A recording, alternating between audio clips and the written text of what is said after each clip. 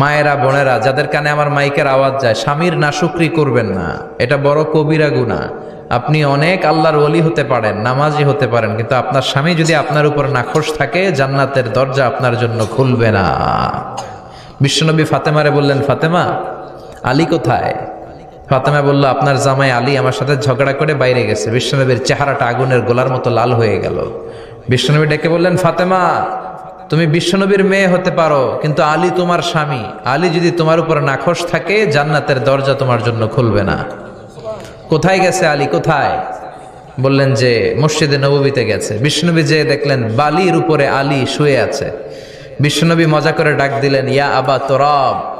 তোরাব অর্থ বালি, তোরাব মানে কি? বিশ্বনবী ডাক দিলেন, ইয়া আবা তোরাব, মানে হে বালির বাবা আলী, ওঠো। এখন আলী ওঠে না, রাগ করে আসছে।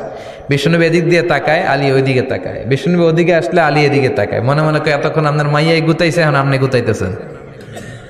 বিশ্বনবী যাই বললো, আলী রাগ করো না, ওঠো, তুমি আমার চাচাতো ভাই, আমার ঘরেই তো তুমি মানুষ হয়েছ।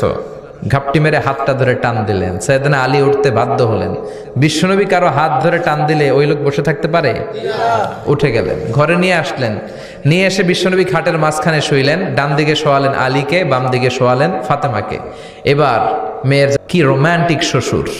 এরকম রোমান্টিক শ্বশুর পৃথিবীতে দ্বিতীয়টা খুঁজে পাওয়া যাবে? সুবহানাল্লাহ পড়েন।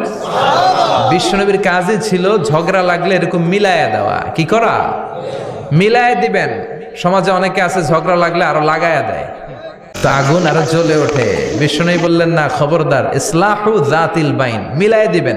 স্বামী স্ত্রীর ঝগড়া মিলায় দেন, ভাইয়ে ভাইয়ে কোপাকুপি মিলায় দেন, এলাকায় এলাকায় গ্রামে গ্রামে মারামারি না